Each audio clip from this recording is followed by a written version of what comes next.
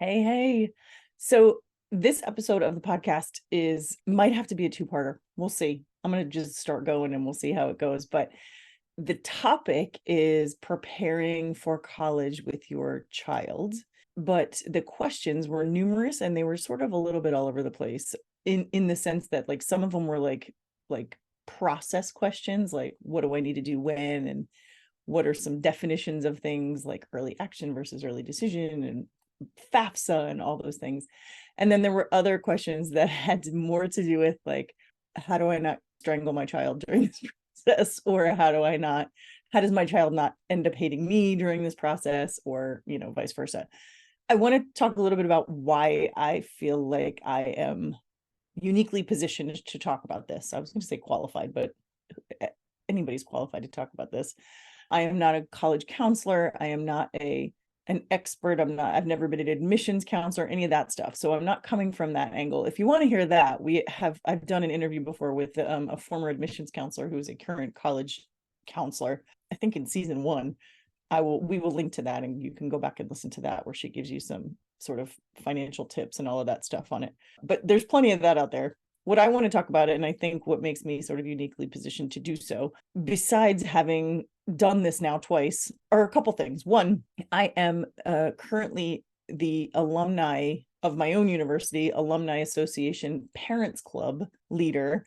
So I have access to lots of parents and I see their questions and I see their concerns and I see what they're interested in through this process. So that gives me some insight that maybe other parents don't necessarily have until they're already well into the process. I also have done this, like I said, twice, but I have also recently for my own self. And by recently, I mean in the last 15 years, which is recent when it comes to colleges and financial and all of that stuff. I've done it for myself. I got a second master's degree and I got my doctorate in the age of online everything and in the age of, universities branching out into online teaching too.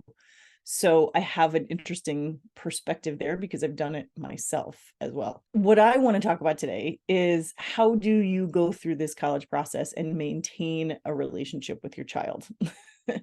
And I know that sounds silly, but this arena is rife with traumatic triggers that we bring our own baggage in, probably more often than many of the other things we deal with in parenting. And as we've seen, and as I've talked about a lot here with parenting, your own stuff comes up sort of at the ages sometimes of your kids, things that happen to you. For instance, we all went to college. All 6 of my siblings went to college. Somehow my mother pulled that off. I don't know, it was a miracle. She sent us to really great colleges. My oldest sister went to Georgetown. I had a brother that went to a private Catholic college in New England and then some state schoolers. And she managed to I think almost accidentally find really great schools for her kids. And I don't really know how that happened.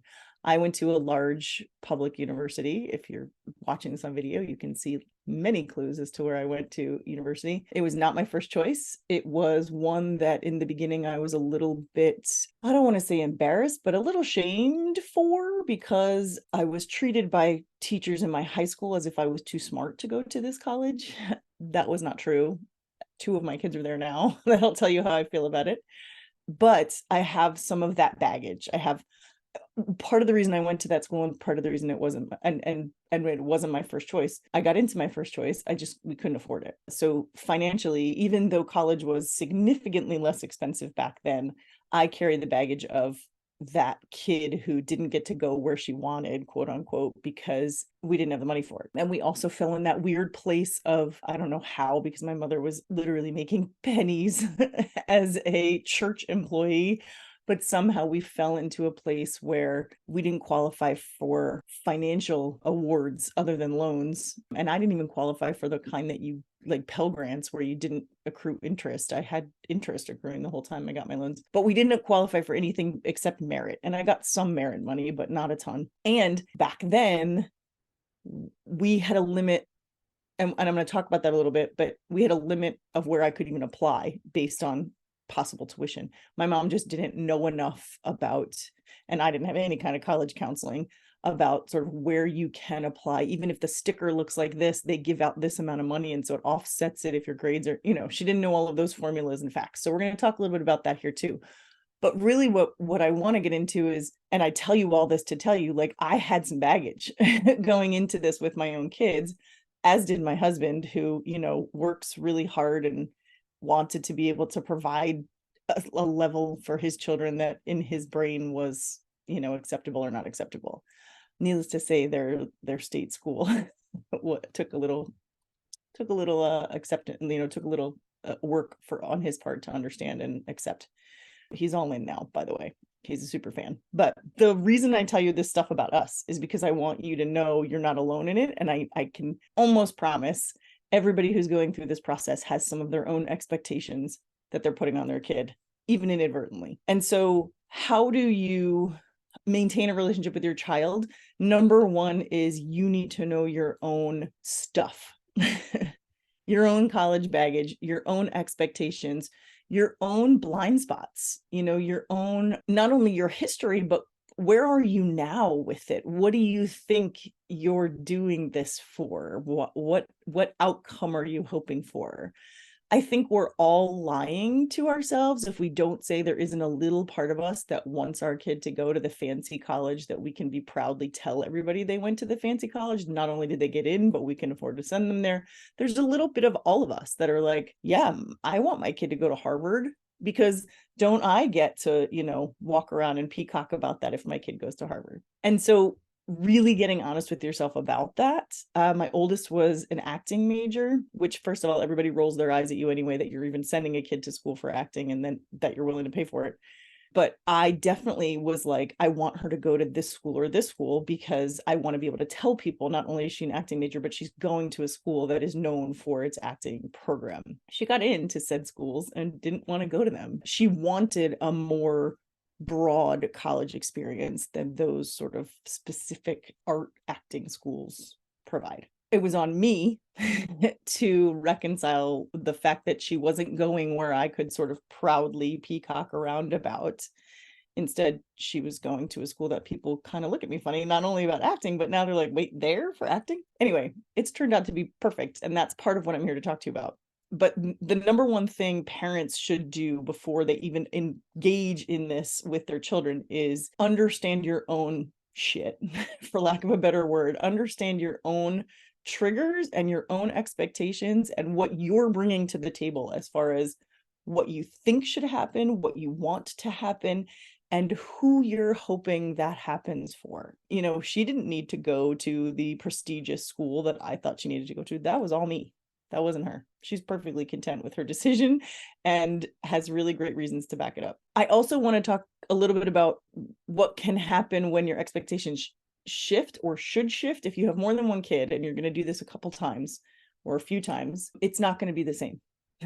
And I'm saying that from a personal perspective, but also just knowing humans the way that I know humans. Kids aren't the same, people aren't the same, and so their expectations are going to be different, their focus is going to be different, their personalities are different, their strengths and weaknesses are different, and so you need to adjust to that as well. One thing I think is really important is to sit with them once you have figured out your own stuff, being really honest with yourself about what am I hoping to get out of this, and what do I bring to the table here that I need to sort of manage? Because look, ideally, we should all want the best fit for our kids, whatever that means. And we are realistically going to have some of our own parameters around that. And the kids need to know that. There is no shame, especially now, there is no shame in saying to your kid, we have a budget within which we need to work. Sure, they can take loans, but that needs to be a conversation too. But there is no shame in saying, yeah, that school is out of reach financially, so let's not even put it on our list to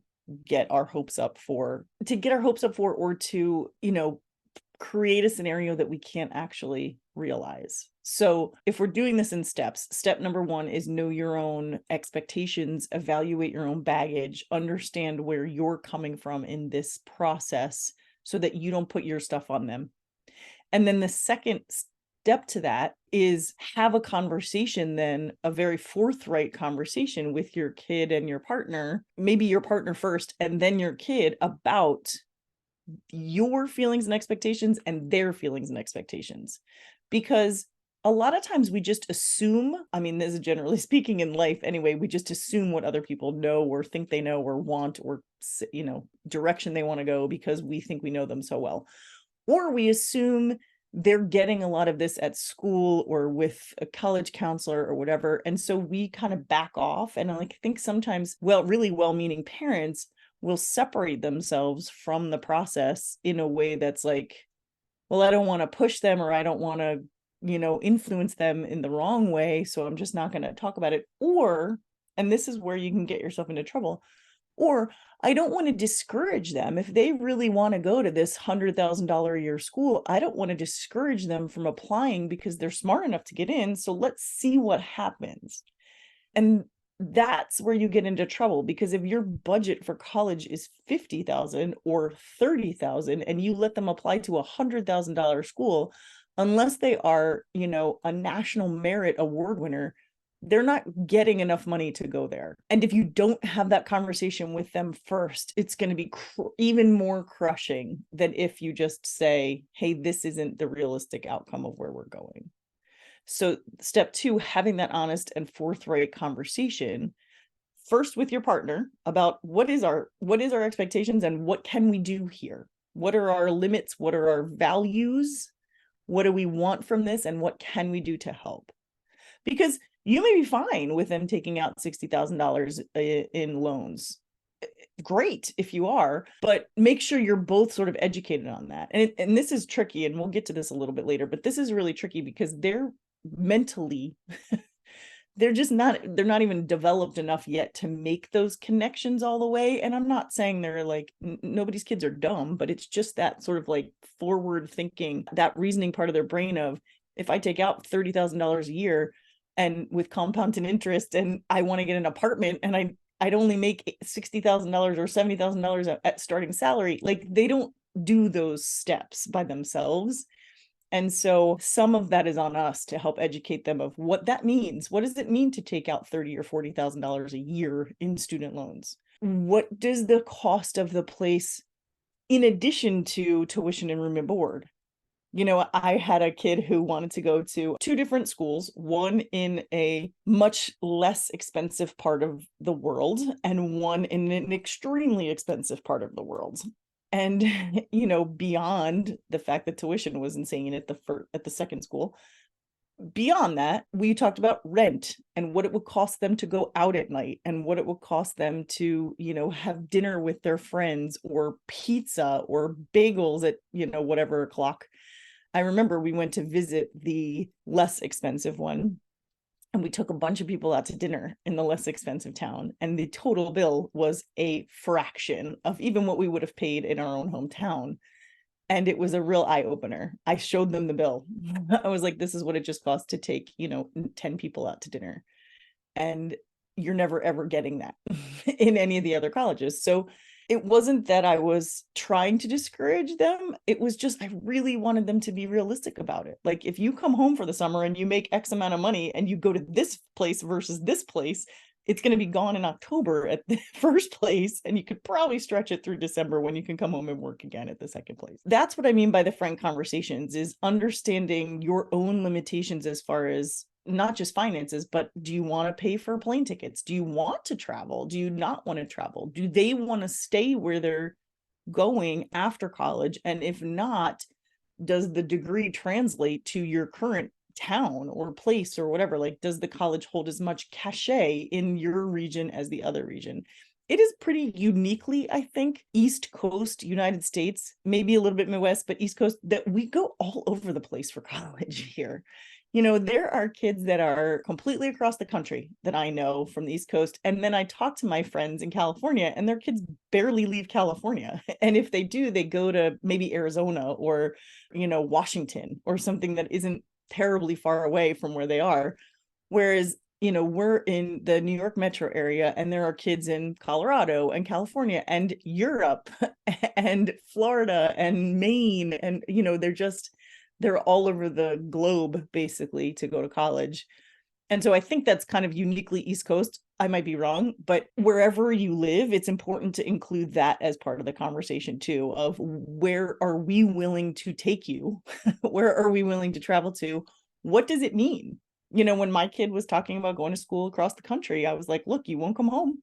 Like the big Halloween party that your friends have had every year that everyone comes home from college for, you won't. And so that's a factor in this. And again, it really sounds like I was putting full court press on this kid not to go to California. I was not, I swear. I really wanted them to be able to go there, but I really wanted them to be realistic about what it means. It's not just the shiny, fun campus. It's also these other factors of your life too. And here's the price tag that your dad and I can contribute to. The rest is up to you. And here's what it looks like at each of these places if you decide to take on the loan, if you don't get any scholarship money, if you do get scholarship money. Like we were very sort of piece by piece realistic as the process went on, including the application process. I really want to again stress the importance of you sitting with your partner and saying, hey, how much can we afford for this kid to be able to apply to college? Because each application can be anywhere from $50 to $150 just to apply. And look, there's ways around it, and we'll talk about that at the end. I have some tips for you at the end, but it's important to know, like, applying to colleges isn't cheap. I know kids that have applied to 12 to 15 schools, and I just think, like that's like a couple classes worth of tuition at some places just to apply to these colleges. So that's part of the whole process, is kind of knowing every step along the way and then having that honest conversation with your kid about, okay, let's lay it out. Here are the expectations. Here are our contributions. Here's what we expect from you. Here's where we're limiting things, and vice versa. So you're still giving them the freedom to pursue what interests them, but within the boundaries that you have set as the people pretty likely footing the bill, or at least helping them navigate footing the bill. So know your own stuff, have a conversation with them. The third thing, once you've done that, is to, and really this is kind of throughout. This is the thread throughout. This is really why it's important for you to know your own baggage, because it's really important to look toward their strengths, look toward what they know as far as where to go next. Again, I have 3. So far, 2 have gone through it. 1 is in the very beginning stages of it.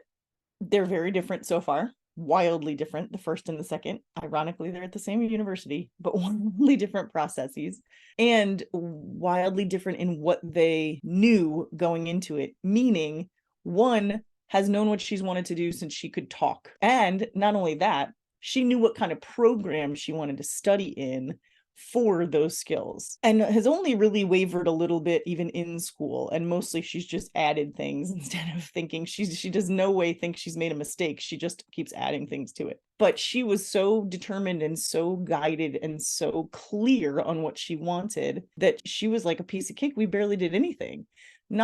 She went to a school that prior to COVID, thank goodness, they took the kids to see different universities. It was like almost like a field trip, for like an overnight field trip. Like 8th graders a lot of times will go to like Washington, D.C. This high school took the kids to different parts of the East Coast. They didn't go too far to see a bunch of different types of colleges, which was kind of great, because then they got to visit like a city school, one that's in the suburbs, one that's in the mountains, one that's big and state schooly, one that's smaller and liberal arts, or one that's just science and tech. They went to a couple Ivies. They went, north and south and central from where we live, and gave them a really clear general idea of like, what does college look like? I tell you all this to tell you, like, her dad and I were like, we barely did anything. Her school did so much. She understood so much, and she was very focused on what she wanted and how she wanted to do it. Second one, totally opposite. First of all, the school closed end of junior year. High school closed end of junior year. And even before they closed, they were not nearly as hands-on as my first one's high school, because they just weren't. It wasn't their thing. I mean, maybe they would have been senior year, but they were kind of not great junior year as far as helping them prepare, like that prepare to prepare process that starts junior year. And we were a little bit clueless because we hadn't really done it with our older one.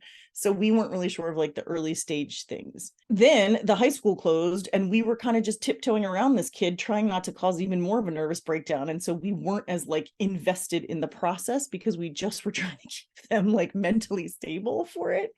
And they were different in that they were not really sure about major. They kind of knew an area of study, but they also knew geographically that they, again, wanted to be somewhere far away. And so we went with what they knew in that one. And what they knew was, I want to be in this state, or I want to go to a larger state type of university that has multiple different options, major wise, but really has a great research focus. Totally kind of random. We started with geography, and then we went with, okay, well, if you don't know exactly, do you know like the math science track, the humanities philosophy track? Like, what is it you're interested in? Turns out science, turns out research. So then we were able to go, okay, we're going to go with that. We're going to go with not only geography, but size of school and research based. Or do they have a great research department? That was really like, we learned all about R1 universities, R2 universities. I didn't know anything about that, and I have a doctorate. So I didn't know the designation, what exactly it meant, I should say. I knew research and I knew, what to look for as far as that goes, but I didn't know the designation was that R1 and R2. They figured that out. The kid figured that out themselves. So the point is, we went with their strengths. What did they know? Because it can be really overwhelming. And this is where we are with our third right now, when they feel like they don't know anything. When they're like, I don't know, I love history and math. I love science and English. I love, big schools and small schools. I love palm trees and oceans, or palm trees and mountains. And, like they just feel like, I don't want to go anywhere because I don't know anything. So you got to kind of bring it down and start really small with, okay, what do you know? Including, what do you know you don't like? Like, we went to a football game at a very large state university with my in-laws and my kids. And the youngest at least was like, well, never here. So we were like, okay. So no giant university. Football is not an issue for him. He wants nothing to do with that. Like, that crowd was more than he ever wants to experience again in his life. And just the like sheer size of the campus was like, no, thank you. This feels like a nightmare to me. So I was like, great. We just ruled out a whole bunch of schools. And so that'll be nice and easy. Whereas the middle one was very much the opposite. Wanted not only big, but wanted sports. Wanted, like, I want school spirit. I want people who, that's what they do on Saturdays in the fall. And that's what they do on, Tuesday night in the winter, is they go to basketball games or, whatever. So the youngest one, no interest. He doesn't really care about school spirit, other than he wants people who want to be at the place. And now we have realized wants urban campus. So we're going to go with that. We don't really know. I think we've been able to rule out math science. Like, they're more of an English humanities, writing, journalism, except that they really love the whole idea of sound design. So we'll see where that goes. But the point is, go with what they know and don't worry yet about what they don't know. There are plenty of places out there that they can change their mind even when they get there. And so that's important to figure out. So narrowing down the list based on your contribution financially, your limits financially, your limits geographically. Maybe you don't want to fly anywhere. And then and when I say your limits, I mean your family's limits. So they are well aware of it. They understand it. They're not just figuring you're arbitrarily telling them no for these things. And then within that, what do they want to do? What do they have some kind of idea what they want from their campus life, or from the size, at least, of it? And so some geography, some size and shape, if you will. And then what is their intention roughly to study? If it's, chemistry or journalism, are you looking at schools big enough that can handle both? You don't want to go to, I don't know, Brown if you want to be an engineer. I don't know if that's true or not, but I would imagine some of the Ivies are a little more specific in their focus. And I feel like I've heard of that Brown is a little more liberal artsy than math and science. Might be wrong. I could be totally wrong. But the point is, figure that out. If your kid is looking at a school that has zero option on one end of the spectrum versus the other, and they can't change their mind, then that's probably not the school for them. So far, let me recap a little bit. You're tuning into your own stuff, your own baggage, your own expectations, your own limitations, and also working with your partner to say, what can we do for this kid, and how much or how little are we willing to expand the world for them so that they can apply or go wherever. And then have a conversation with them, laying all that stuff out there, including what are their expectations? What do they want out of this? And they might be like, I don't have any idea. I'm doing this because somebody's telling me I have to, begrudging, like I don't want this. And sort of a 3A there is like, listen to that. If they're really anti or really overwhelmed by it or really don't seem to have any motivation for it, talk about alternatives. I'm not saying like just let them quit and don't do anything, but okay, if you don't want to do this, let's talk about why, and let's talk about what else you could do next, because school's over in June. And so what are you going to do after that? And if they have no idea, then maybe community college is the right place. Maybe a year of working, if they already have a job and they want to just keep working for a year, is the right place. Have some sort of plan as far as when to reevaluate in that case, because again, there's nothing wrong with them not going to college. Why? I guess would be my question. Because they don't know what they want to do, well, then help them find a path where they can figure out what they want to do. If it's that they really just hate school, okay, great. Well, then where are we going to go from here so that you learn something that you can do to take care of yourself for the rest of your life? There's plenty out there, and there's plenty of openings, and there's plenty of need for that kind of skill. So certainly I'm not discouraging that. I'm just saying, like, give them direction toward give them direction toward helping figure out what's next. You can't tell them what's next. You can try to guide them if you think you have some idea of what they're good at or what they've already been good at, and you kind of open their mind a little bit to, hey, this is a thing that could be done. Because a lot of times, 18-year-olds, they have no idea what options even are for them. So in that honest conversation about college, it might include not going to college, and you need to be, again, because you've already tuned into your own expectations, you need to be okay following their lead to some degree with that. So there's nothing worse than forcing a kid to go somewhere and them, being home 6 months later, having spent all this money for nothing, and then feeling even worse about themselves because they couldn't do the thing that you wanted them to do. They have to be the driver here. And that doesn't mean that they're going to be gung-ho jump into it. Again, my oldest, who knew so much about so many things and was so focused on it, was very resistant to going in August and really didn't want to go. But that was mostly because she just couldn't even picture herself living away from home. Now, so our limit with her was, you're going to go, and you're going to go for the year. Because, and let me tell you my reason for this, unless something catastrophic happens, they're assaulted, or I hesitate to even say they fail every class, but unless something catastrophic happens in that first, they're injured, they're assaulted, something happens in that first semester, really traumatic happens, a lot of the times it stinks for all of them. They hate the first semester. They might look like they're having a good time. They might even be having a good time, but oftentimes they come home at the holiday time, that winter break time, and they're like, I don't want to go back. I've so many people my own age and their kids I've talked to, or they're like, yeah, I hated it first semester. And so we told our kids, give it the year, because if you still hate it in May after giving it an effort, you can't lock yourself in your room and play video games online with people from home. You have to try some things, join a club, talk to people from class, go out with your roommate. Like, you have to try stuff.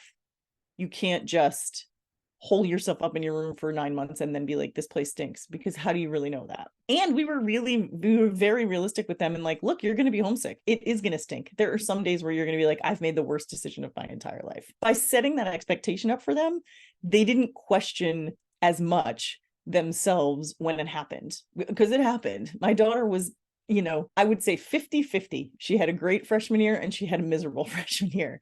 And yet when she came home in June, I was like, okay, well, May, really. When she came home in May, I was like, okay, what are we doing? Are we going back or are we not going back? And she was like, no, I'm going back. I'm definitely going back. Like, I love my friends. I love the apartment we're going to get next year. I know I'm going to love my classes. And yes, I'm still homesick, but I don't want to be here either. And then fast forward, she came home the summer after sophomore year and was like, I don't think I'm ever coming home again. I want to live there. My life is there. My friends are there. My stuff is there. So very quickly, homesick flipped from being homesick for where I am to being homesick for where college is. And I really think if we had let her make the decision any earlier than May of her freshman year, she might have just come home in December. She might have never gone back. Same for me, by the way. I was exactly the same. I remember coming home, like still viscerally, all these years later, 30 some years later, I remember coming home on Thanksgiving break and getting together with a bunch of high school friends the Wednesday night of Thanksgiving break and being like, oh my God, I'm the only one that hates it. Everybody here is doing so well and they love it so much and they're having the greatest time, and I'm the only idiot who can't handle college. Sure enough, not only did I stay at that place and love the heck out of it, but I later learned that half those people that came to that thing on Wednesday night were in the exact same boat as me and putting on a show because they were like, oh my God, I'm the only one that hates college. So it was a pretty universal feeling that we were all a mess freshman year, even though most of us stayed where we were, or those that didn't ended up loving the place they transferred. So, it all works out, but you need to give them some time, and also helping set up that realistic expectation of like, look, it's not going to be easy. And some days you're going to be really miserable, but that doesn't mean the whole school stinks. What I see sometimes from parents on these message boards that I'm on is that every problem is a catastrophe and they feed into it a lot, or at least it seems like they do. Now, I don't know what the conversations they're having with their kids. I just know what they're putting on the message boards, and it really feels like way overstepping in a lot of cases. If your kid is having a problem with their professor, of course that's going to hurt your heart and you're going to wish you could fix it, but you can't. You have to let them do it. But that's not a reason to come home.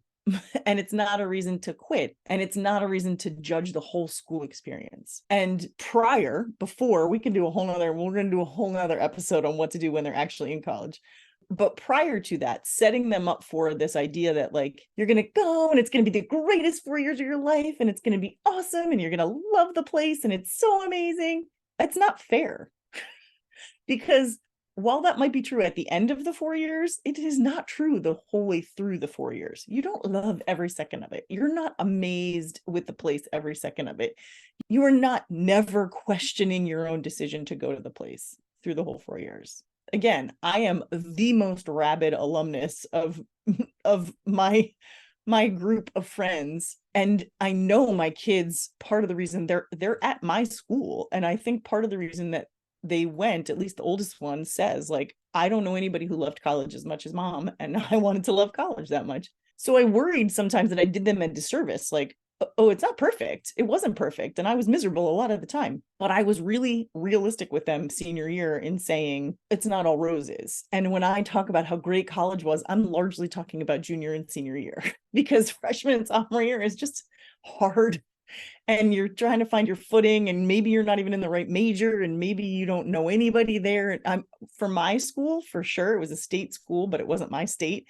And I swore I felt like everyone there knew each other but me. It was like everyone was either from New Jersey or West Virginia. And then I came from Maryland. It was like, I don't know anybody. And all these people have grown up together that are here. It's kind of still that way, but luckily my kids are from New Jersey now, so they know a lot of people. But I was realistic with my kids in saying, this is not all going to be easy. And even if you get to the end and you talk about it like you loved it so much, that's going to be because you're remembering the greatest parts of it. And there are plenty of days in the middle where you're like, this was a terrible decision. I hate this place. And that's normal. It's normal and human. So setting those expectations, we're still on number 3. Sorry, I got a lot to say about this apparently, but setting that expectation of not only setting expectations, but then looking toward what they already know about what they want or where they want or how they want the place to be. Those are really the most important parts. The other 3 things are a little more take them or leave them. Well, that's not true, but they're a little less nitty gritty. Hey, listener, if you appreciate what you get here as far as support and camaraderie and feeling like you're not alone, then I think you should really check out the Women of Wonder community that I run. It is exactly that. It is a community full of support and camaraderie, and you are not aloneness. It is meant to replace the old-fashioned Facebook groups that we used to love before it got so mean and snarky and Facebooky. It is a place where you can ask the questions you have, where you can share the joys and share the sorrows, and expect a supportive response, non-judgmental response. We meet weekly via Zoom, so we have people from all over the world that come and join us, and there are other supports like newsletters and message boards and all of the things that you can and want and need in your life to provide you that support and scaffolding to help do this job we call motherhood. Check it out on my website, wonderinkwellness.com. It's called the Women of Wonder Community, and you can sign up today and get 2 months free if you do a year subscription. If you have any questions, again, always send me an email, but I would love to see you inside.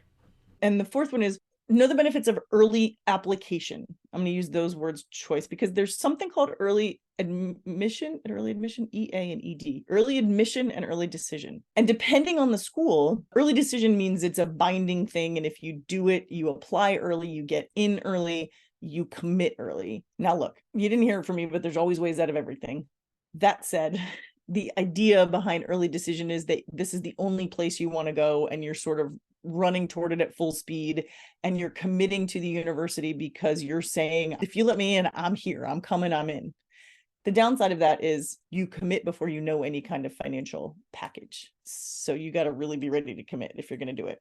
That said, so there's early decision and early action. A lot of schools do early action, which is really just, if you get us your application early, we'll give you a decision early. And by early, I mean, usually early action is like November, early November timeframe.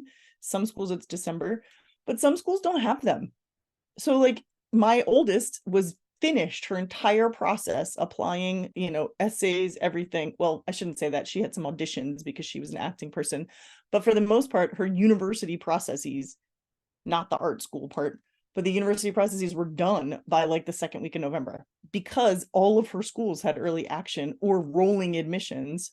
So there's three things. There's rolling, there's early action, and there's early decision. Rolling is exactly what it sounds like. If I apply in October, I usually hear in October.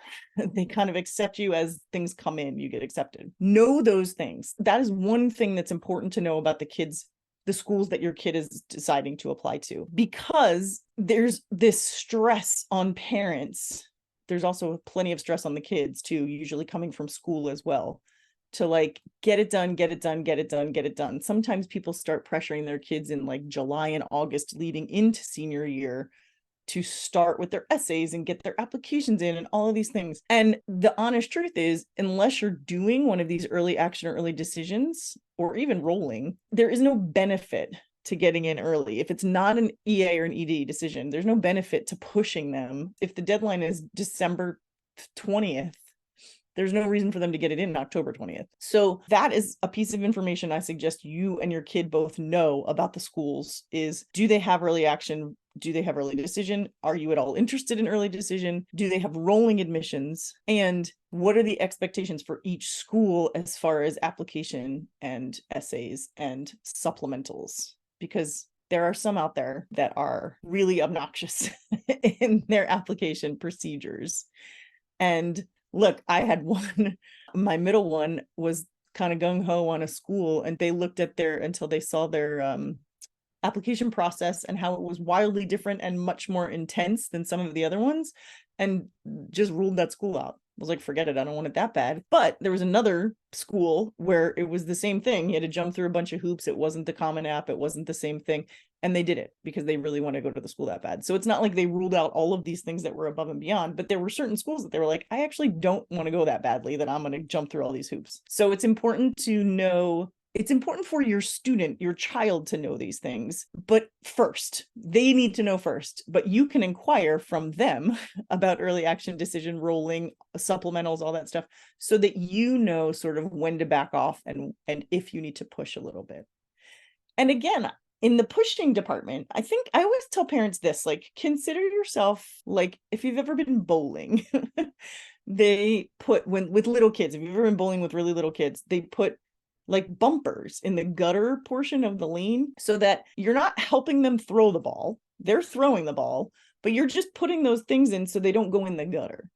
So they might bounce all around, but if that hits that gutter thing, it's going to bounce back in the middle, and it's not going to be straight and get a strike, but it's not going to go into the gutter and get zero. And so you're kind of like the gutter guards for your kid. You don't want them to fall off the edge, but you also can't throw them straight down the middle, and you can't even help them roll the ball straight down the middle. You have to just be there to help kind of guide them back into the relative center of the bowling lane. And you do that by having this knowledge for yourself, but monitoring them instead of constantly telling them or doing it for them. I know plenty of people who have talked about writing their kids' essay or so heavily editing their kids' essay, they might as well have written it themselves. Don't do that. Even if, just don't do that. I was going to give some even ifs, but just don't. They need to do this for themselves, because ultimately, if you do it and they get into a place that they got into because your essay was so great, then what? How do they feel when they get there? I think of all those parents who got caught up in that college admissions ring, who like turned their kid into like pretend athletes so that they could get into certain schools.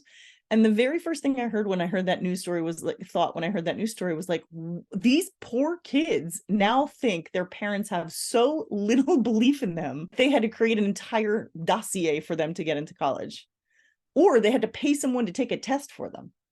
Like, they're so little faith in their own children that they created this whole scenario. Meanwhile, I know these parents were well-meaning. They thought they were doing the right thing, but really what they did was tell their kid, I have no faith in you to go anywhere worthy, so I'm going to make up this whole thing for you.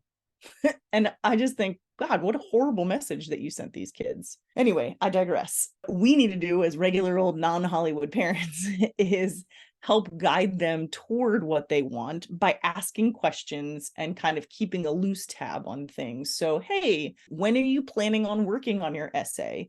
I know you said you wanted to apply early to this school and their deadline is this. When are you going to get that done? And for some people, this might require more. You know, if you have a kid that needs a little more structure, you might have the calendar in the middle of the kitchen.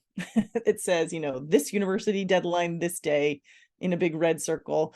You might work with them to work backwards to say, okay, here's when the application's done. Here are the 5 things you need to do for that application. When should we put that on the schedule? Especially if they're kids that have track or football, or, they're in a play, or they have a job, or, they're just busy humans at this point. They might need your help sort of tracking that time and planning that time, but then it's their job to do it. You can ask, hey, did you get to this thing yet? If the answer is no, then you can follow up with, what's your plan? Because you were going to have it done last week and you don't. So what's the plan for it? You'll be surprised. Most often they're going to have a plan. They're not completely clueless. When you get yourself in trouble is when you just assume they don't have a plan.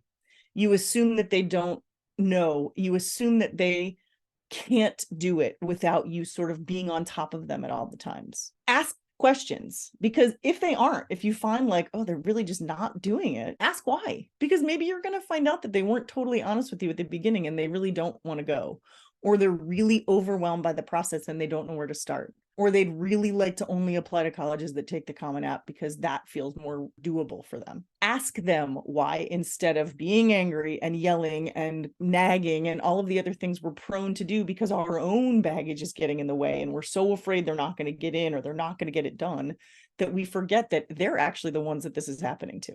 So that's the sort of knowing the general information, know the benefits of early versus on time application, or rolling versus early decision, or those kind of things. And go back to that number 2, which is having those honest and frank conversations with your kids about those things too.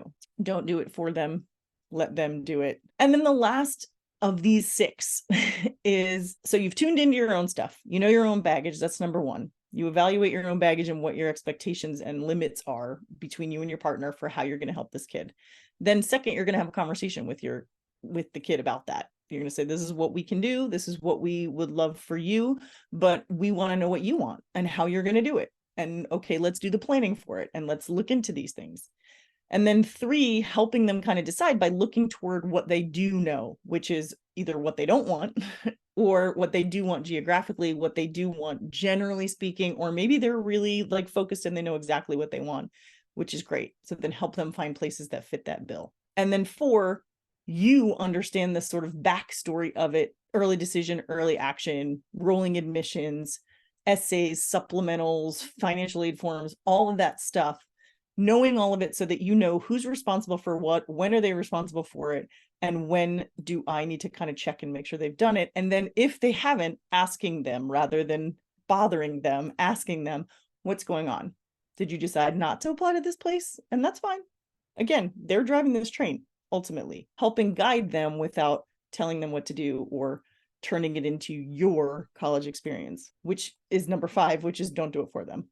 You are the gutter guards, and that's it. And then 6 is the fun part, which is celebrate the outcome regardless. They're going to get in places. They're not going to get in places. They're going to get into places that you don't expect, and they're going to get cut from places that you expected they would get in.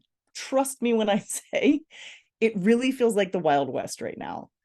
My middle kid is like on paper exactly what you think is going to get in everywhere they apply. Their grades are amazing. They take really hard classes.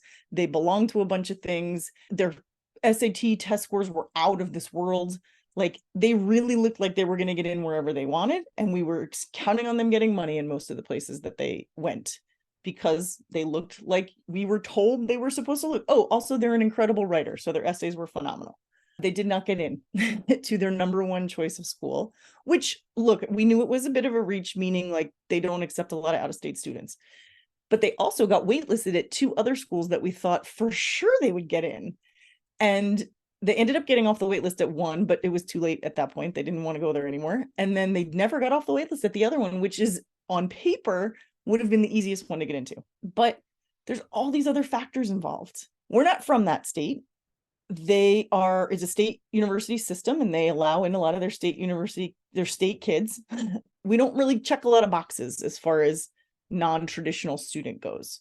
And so there's a lot of factors, and the kid didn't fit into the factors, and so they didn't get in. So trust me when I say you will be surprised either one way or the other, or both, at some of the places they get in, at some of the places they don't get in, at some of the money you get, at some of the money you don't get. It feels lately like it's impossible to predict exactly how things are going to go or where you're going to meet success. So that goes back to why you do all those first 5 things. You want a broad pool, you want to be really honest about your limitations and your expectations, and you want to look toward the things that make them the most happy, so that, when they don't get into the dream place, like with us, there was a backup that felt just as good. And, thankfully, it seems to be working out okay. And so that 6th part of celebrating that, getting excited about that, what we did, and this is one of the things with visitations, this is part of what I'll talk about in a minute with tips that are up to you, is we didn't visit. Well, we inadvertently visited the dream school because we took their sister there. And so they were along for that ride a few years before they even needed to be looking, and sort of fell in love with it, unbeknownst to us at that point. But we didn't visit any of the schools until they got in, because we didn't, it just seems mean to fall in love with a place and then not be able to go. And so we visited colleges, full stop, to show them the difference between an urban campus, a suburban campus, out in the middle of nowhere campus, a big, a medium, a small. We showed them a bunch of general different things as we traveled around the country. We were, like I said, we took their sister to a bunch of schools in California because she was an acting major. We live in New York, so we've been to a couple in this area. When we went home to visit family in the DC area, we did sort of the trip around a bunch of different campuses there. I don't think they applied to any of the places we visited other than the California schools. So it wasn't like we were going to see schools that they might apply. Well, no, we were going to see schools that they might apply, but it was good for them to see, oh, actually, this isn't what I really wanted it to look like, and so forget it. And also it gave them an idea of what schools look like in different settings. Okay, so when it came time to apply, they knew where they wanted. And also then when they got into places, we went to those schools to kind of get more excited about them. So that was the celebration part, was, hey, you got in. That's amazing. Let's go see what this place looks like and see if you really want to do it. The one they ended up going to, they got into the honors college portion of that university, and the honors college put on this amazing weekend where you went and they wined and dined them. They showed them the research labs. They brought them in with the professors. It was almost like, I was telling folks, it was like having a Division I athlete. They really wined and dined these kids. And that made an impact, because when we went to that visit, that school was 5th on the list. It ended up being where they went. So I think college visits are great, but I think that if they're part of the celebration of getting in, that can be even better, because then they get to be excited. They get to put themselves there in a way that's not totally safe to do before they know if they've actually gotten in or not. So celebrate the outcome. I am a firm believer that kids get in exactly where they're meant to get in, and also they can always leave if it doesn't work. And so celebrating it and getting excited about it, but also giving them time to be sad if they didn't get in. My kid did not get into their dream school, and we didn't mention anything for about a week because we were like, just be mad, be upset that it didn't work. You need some time to rearrange your expectations because you were really picturing yourself, in the sun and fun of that place. And that's not an option anymore. So where else, so take some time for that sadness, but also let's look at, you applied to some other great places. Where else might you want to do that? So celebrating the outcome while also still maintaining some space for them to be a little bit sad if it wasn't exactly where they thought it was going to be. I mentioned at the beginning of this, I got into my dream school, and then my mom realized that not only was the tuition right at the upper limit that she gave me, but that everything else was going to be impossible. And if it was at the limit freshman year, by the time I graduated, she wouldn't be able to afford it anymore. So it was out of the question. Also, I suspect it was a little too far away from her, and she wouldn't admit that. And so that was my baggage bringing it into with my kids, making sure exactly where you can and can't, because I don't want you to fall in love with the place that I'm going to then turn around and say, never mind at the end. So it was all I could do to say, if this kid gets in California, I got to just let him go to California, because I can't tell them you're not doing it now because of my own stuff that I was bringing to the table. So you're tuning into your own expectations, your own baggage. That's really the most important part of this, because it really is going to help drive the rest of it. Once you do that, you're going to have an honest conversation with your kid and your partner to say, here's what we have, here's what we can do, here are the limitations, geographically, spatially, financially, all of it.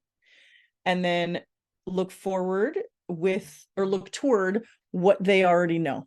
When you're trying to make a decision, or when you're trying to figure out which direction to go, use what they know. Don't worry about what they're not sure of yet. There's plenty to not be sure of, and there's plenty of time to change their mind. But just use what they already know to make the decision of which directions to go. For you, the parents, understand all of the back stuff of admissions, procedures, supplemental application pieces, all of that. Chances are fairly decent that your kid's school will do at least a one-night presentation on that. And if they don't, contact their guidance counselor, because they do this year in and year out. And so they understand, they can give you a 20-minute thing on where to look for this information, how to find it information. One of the other things I talked about was, getting application fees waived. They can talk to you about all that stuff and kind of give you the insider tips. Hopefully, I can't speak for everybody, but most everybody I know, their high school does at least one night of this, and the kids get some kind of guidance, not great, but some kind of guidance through the process at school. But it is largely for you. You don't need to hire people. Some people will.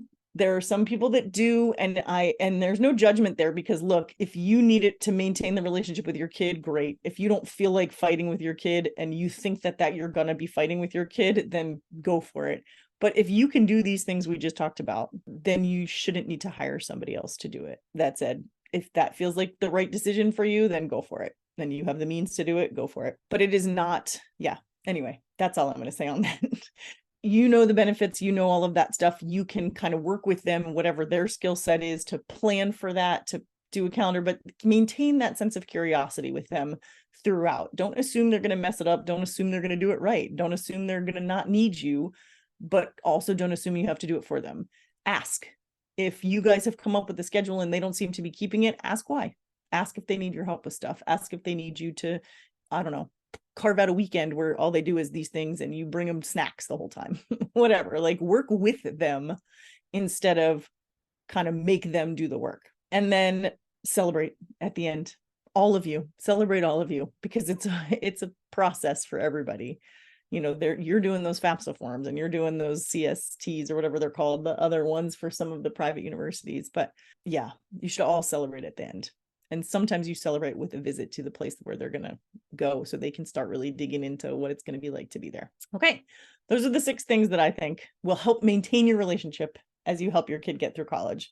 They're not necessarily on lists of what to do to get your kid to college, but they're what to do in order to maintain or build a great and supportive relationship with your kid as you go through this process together. Okay, I have a few tips. And again, these are from the take it or leave it category. I think you should take the ones I just gave you, but these are from the take it or leave it category because they're things that I noticed as we went through that maybe I would have done differently or I wish I'd done differently.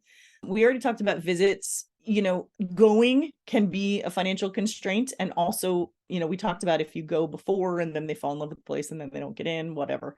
But look at all of the universities to see if they have any kind of like virtual option. And because often that virtual option, if you do it, is tied to fee waivers for applications. So sometimes you'll like come to our virtual open house and you get a fee waiver to apply. So that's one tip. The other tip with the fee waivers or with the virtuals is if your kid is interested in a school, sign up for everything. Have them sign up for everything. So they give them their email for the virtual tour. They give their email for the virtual open house. They give their email for the virtual dorm tour. They give their email for, early application, like whatever the case. This is one tip I was given from a college counselor. True or not true, I don't know, but it seems to hold up. The universities are looking to see how interested your students are. And one of the ways they do that is to check those spreadsheets of all those emails and how many times they've hit that email over and over again. Another tip going with emails is set one up for yourself and ask them what's going to work best for them. So set one up for yourself because, oh my goodness, you're going to get inundated. I mean, inundated. I have one university that is still emailing me about my daughter who is a current junior, not at that university. And I'm still getting things from them. So set up a separate Gmail account or whatever, Yahoo account, something to be the college account for you. For them, whatever they do, it has to be something that they check. Kids don't check email the way adults check email. And so sometimes this can get really confusing because you do the application process, but oftentimes if you're admitted, they give you a student email address, which is weird, but you might miss things. Like the school my kid ended up going to, we missed like 10 things because they were sending it to their student email address at the new university, which they weren't even sure they were going there yet or not. So it was like, that's one of the things you as the parent maybe need to keep track of because they're just not necessarily in the mode of email. They don't have it on a regular basis. They usually communicate with teachers through some sort of messaging app on their computer, like in their school software. Or they have a school email address and that's the only thing they check, but that doesn't always work for colleges. Sometimes because of firewalls and privacy stuff, you have to use like a Gmail or a Yahoo or something, and they're just not then clued into checking that. So prior to all of this stuff, agree with them, okay, you're going to use this email address. And then kind of keep in mind, you got to ask them to check that sometimes because they might not always. A lot of times schools will have software like Score or I can't remember the other one, but it's like a clearinghouse where they can keep all of their information. They can do all their applications through it. They can compare schools. Like it's like kind of part database, part email service. And so sometimes they'll use that one. The point is keep for yourself and your own sanity, have a separate account, and for them just agree first what one they're going to use and then keep checking with like reminding them to check it. Again, even if it goes onto your calendar of when things need to happen, you could have every Saturday like check your email because you just don't know. So yeah, email management is the thing with this college, and remember what you use because it's going to go in your FAFSA and it's going to go in the application and it's going to go in the parent portal and it's going to go in. So just keep all of that in mind. Let me just jump to FAFSA. FAFSA is the Financial Aid Family and Student Application, I think. I don't know what it stands for, but it's FAFSA, and it is the big online form that you fill out in order to get financial aid of any kind and student loans. So you have to do it for every university, even if you don't think you're going to qualify for financial aid, because you never know. And a lot of times, even for merit-based aid, they would like to see a FAFSA just because they want to know who they're working with. So while your kid is doing all of the supplementals and applications and essays and all of that stuff, resume, you're going to worry about the FAFSA. And then there's another one, and I forget it every time. I always say CSA, but that's wrong. That's like, community farming thing, but it's something C. And it's basically the FAFSA for private universities. It's a pain in the neck. It's a little bit more involved than the FAFSA. It makes me angry every time I have to do it, because I think, who do these people think they are that they need another form to tell the same information that's on the FAFSA? But it is a necessary evil for many of the schools, and you have to fill that out too. It is not as horrible as everybody says. I recognize it was a little bit easier for me because I had been doing it for myself for all of my grad school programs, because I took out loans for my grad school. So I had been doing it already. So I was familiar with it, but they have it now linked to the IRS. So you literally can give them your social security number, and they're going to upload all of your W-2 information, or your W-2 information from the prior year taxes into the form. So there's very little that you have to do in addition to that. That said, it's very secure, and which can be a pain in the neck, because it means you have all these different passwords you have to remember, and codes you have to remember, and everything else. And you have to be really careful that you are filling it out for them, so that you're very clearly identified as the parent in this situation. And the student has to, I believe the student has to have the account. So often you sit down with your kid at the beginning and do some of that information. They log in, it's their email, it's their password, it's their identification, and then you can go in and fill out the form. But if it's your account, it's going to mess everything up. So make sure it's their account and you're filling out the FAFSA as the parent on their account. I don't know a single kid who sits and does this by themselves, especially if you're listening to this podcast. There's probably kids out there that are going to do it by themselves, but if you're listening to this for tips, chances are you're going to be in part charge of this. But you just know that in the beginning, when you first sit down to do it, they need to be with you so that you can have them create the account, and then you can just keep the logins and stuff and do it on your own after that.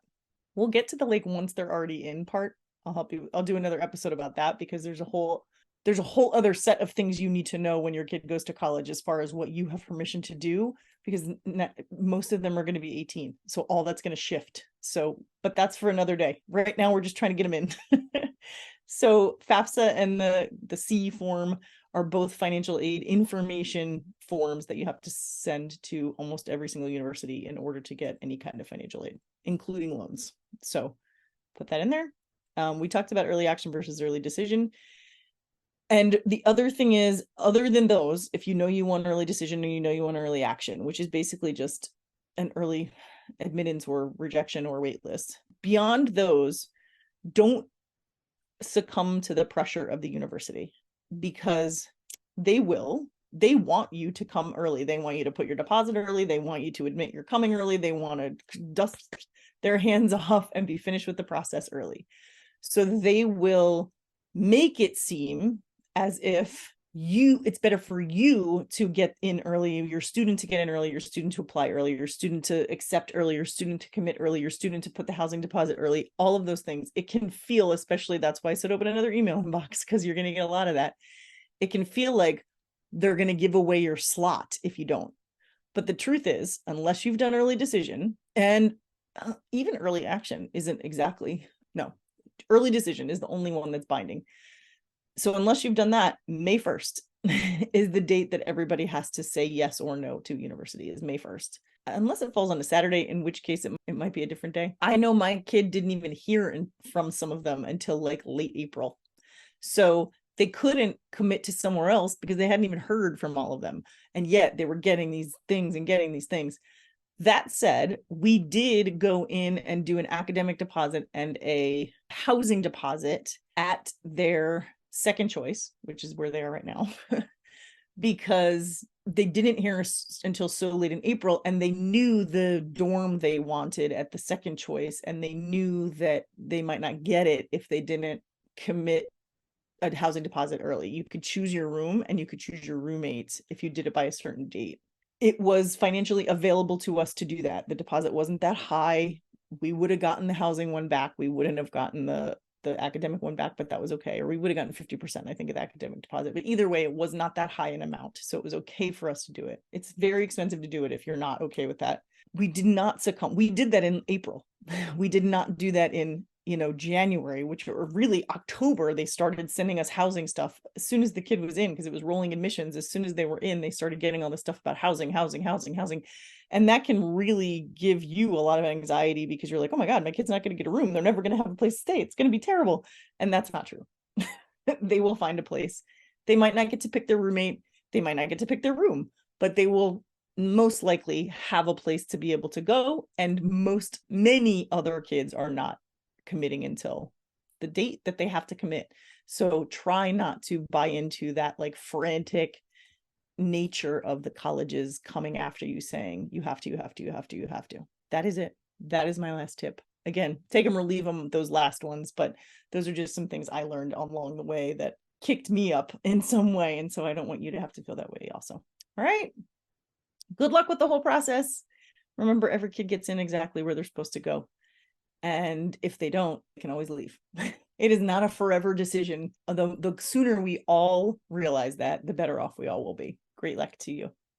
Okay, I only have one thing for the what am I noticing segment this week, because first of all, because I just talked for so long that maybe you don't even want to hear from me anymore, but also because college applications can feel so overwhelming that like I just didn't want to put anything else on your plate except this one book, which I think I maybe even have talked about before on this podcast, but there's a couple of reasons for it. One, my college kid, my oldest, had been telling me to read it for months, a year, more than a lot. Like, she maintains it's her favorite book.